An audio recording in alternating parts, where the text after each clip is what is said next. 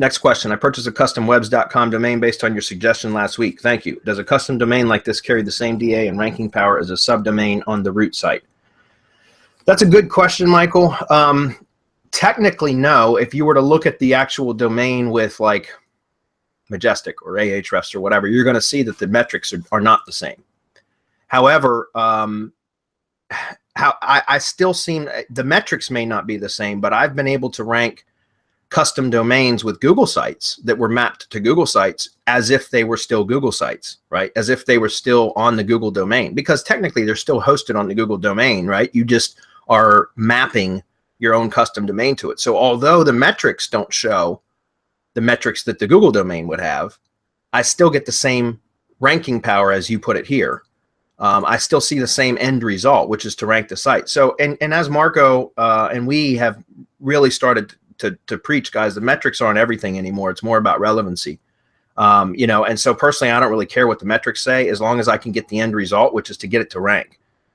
And so as far as using a custom domain to webs, I'm assuming, I've never done anything with webs that I can remember, but I'm assuming that you'll still see the same or similar type of results as when you map a domain to a Google site or to, like, for example, an Amazon S3 bucket. If you're hosting an HTML site on an Amazon S3 bucket and you do a custom domain for that, same thing. I get better results with a custom domain hosted on either Google sites or you know, mapped to either Google sites or an Amazon S3 bucket than I would with just a standard domain with a regular hosting, if that makes sense. What's your take on it, guys? I would tell him to look at the canonical or look at whether it was 301, because one or the other had to happen. And either way, he's still getting benefits from webs.com. Yeah, that's a good point. Look at Michael. That's a really good point. I forgot to mention that, because when you do it with Google sites, if you map a custom domain to a Google site, and then you go look at the Google site URL, which is not a subdomain, it's an actual subdirectory. But if you go look at this at the URL, go look at that page on the Google domain, and then view page source. Right-click view page source, and you'll see the rel equals canonicals pointing to the custom domain.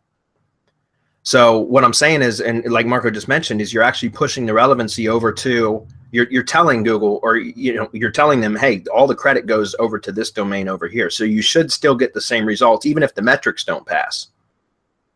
Does that make sense? And yeah, and it shouldn't be any different, because he'll still be using webs as a CMS. Mm-hmm. And yeah, so and they know that. Yeah, yeah, and so it should flow upward. There'll still be some loss, but it won't be significant.